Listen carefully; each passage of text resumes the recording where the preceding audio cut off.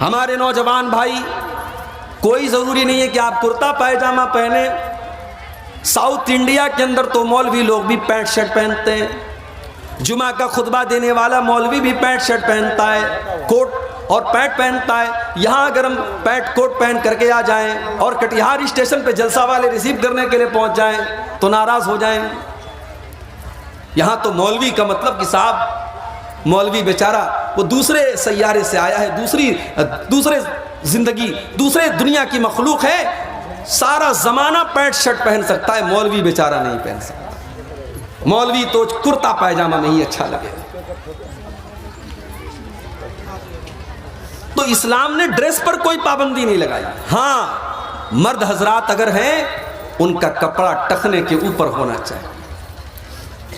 नमाज की हालत में आप कोई ऐसा कपड़ा नहीं पहन करके नमाज पढ़ सकते जिसमें आपका कंधा खुला हो और घुटने से लेकर के नाफ तक का हिस्सा ये मर्द का सतर है, जो नमाज के अंदर तो हर हाल में छुपा होना चाहिए और आम हालात में भी छुपा होना चाहिए। कोई मजबूरी हो तो अलग बात।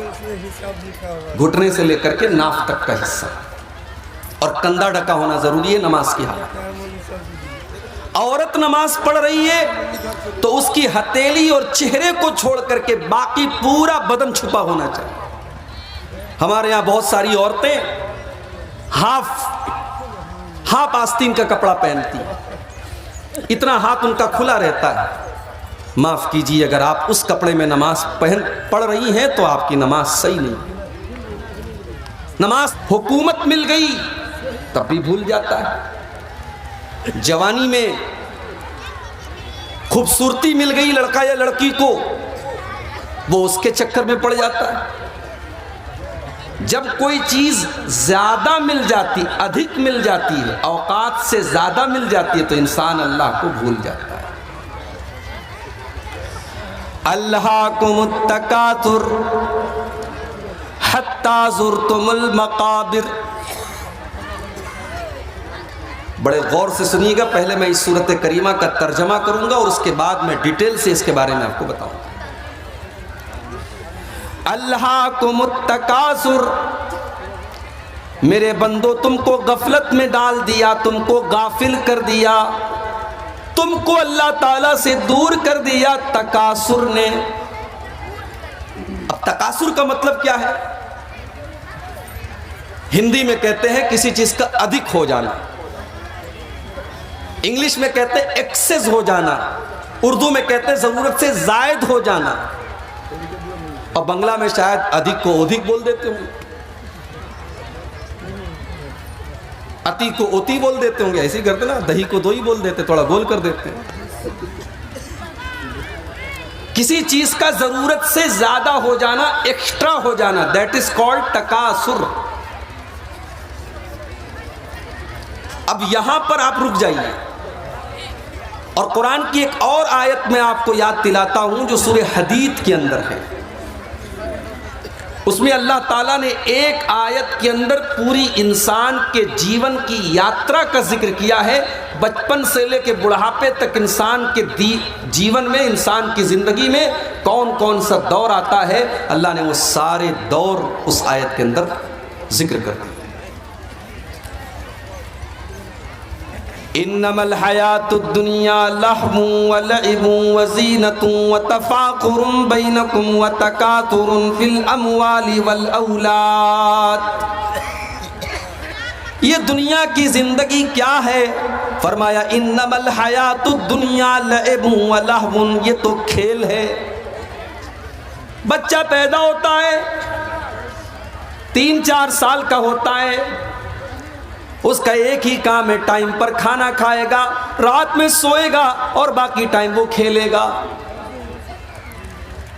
उसे कमाई की कोई चिंता नहीं, न बाप का प्रेशर है कि तू कमा के ला, न माँ का दबाव है तू कमा के ला, न बीवी न बच्चे न कोई जिम्मेदारी।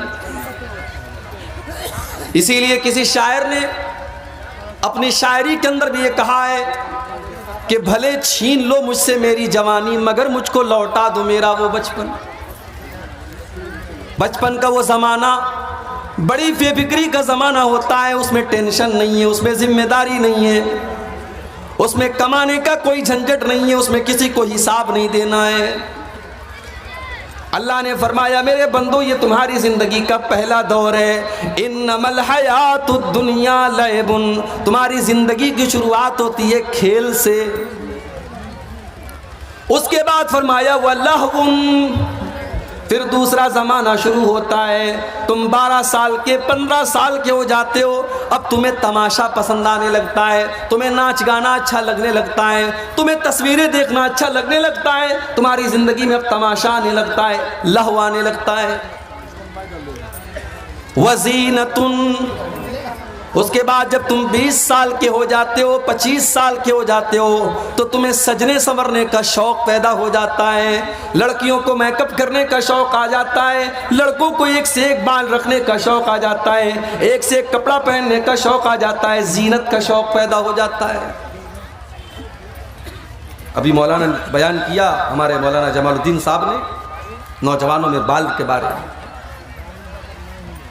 अब ये सब तकरीरों में बस बयान होता है, वरना हेयर स्टाइल तो ऐसी ऐसी है माशाअल्लाह कि मत पूछिए। हमारे नौजवान तो ऐसे ऐसे बाल रखते हैं कि कभी कभी तो डाउट होने लगता है कि ये आ रहा है कि आ रही है।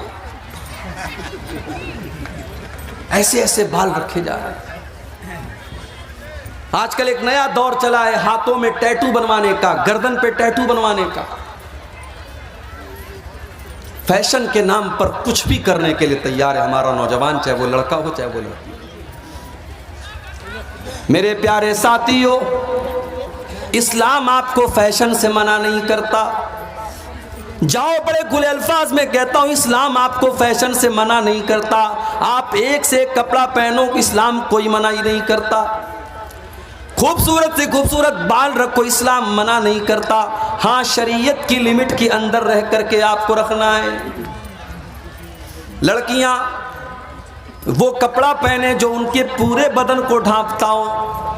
वो शलवार सूट भी पहन सकती हैं। अगर पूरे बदन को ढांपने वाली साड़ी है तो वो साड़ी भी पहन सकती हैं।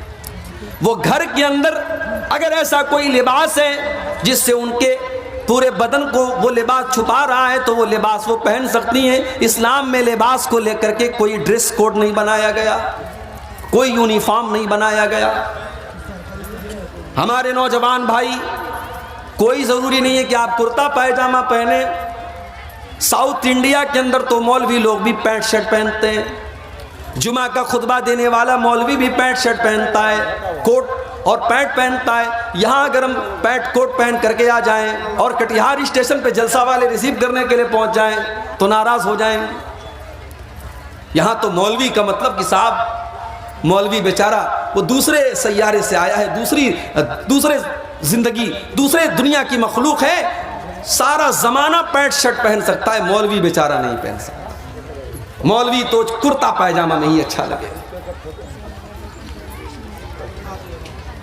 तो इस्लाम ने ड्रेस पर कोई पाबंदी नहीं लगाई। हाँ, मर्द हजरात अगर हैं उनका कपड़ा टखने के ऊपर होना चाहिए। नमाज की हालत में आप कोई ऐसा कपड़ा नहीं पहन करके नमाज पढ़ सकते जिसमें आपका कंधा खुला हो और घुटने से लेकर के नाफ तक का हिस्सा ये मर्द का सतर है, जो नमाज के अंदर तो हर हाल में छुपा होना चाहिए और आम हालात में भी छुपा होना चाहिए। कोई मजबूरी हो तो अलग बात। घुटने से लेकर के नाफ तक का हिस्सा और कंधा ढका होना जरूरी है नमाज की हालत में। औरत नमाज पढ़ रही है तो उसकी हथेली और चेहरे को छोड़ करके बाकी पूरा बदन छुपा होना चाहिए। हमारे यहाँ बहुत सारी औरतें हाफ आस्तीन का कपड़ा पहनती हैं, इतना हाथ उनका खुला रहता है। माफ़ कीजिए, अगर आप उस कपड़े में नमाज पढ़ रही हैं तो आपकी नमाज सही नहीं। नमाज की हालत में आपका कपड़ा सिर्फ हथेली और चेहरा खुला होना चाहिए, बाकी पूरा बदन आपका छुपा होना चाहिए। तो इस्लाम ने पाबंदी कहाँ लगाई मेरे भाई? आप बाल रखो मगर इंसानों के जैसा बाल रखो। ये आधा बाल है और आधा टकला है, ये कौन सा बाल है भाई? ये कज़ा है जिसको अल्लाह के नबी ने लानत फरमाई है। और हमारा नौजवान वो समझ रहा है कि हम बहुत अच्छे लग रहे हैं। कुछ नौजवानों को देखा कि वो कान में बाली पहने हुए हैं, कुछ नौजवानों को देखा कि वो हाथों में कड़ा पहने हुए, समझ में नहीं आता ये मुसलमान है कि गैर मुस्लिम है। दाढ़ी तो वैसे ही नहीं है, बाल लंबे लंबे हैं, कानों में बाली है, मुंह में गुटखा दबाए हुए है, हाथों में कड़ा भी पहने हुए है। अब कैसे पता लगेगा ये मुसलमान है कि गैर मुस्लिम है?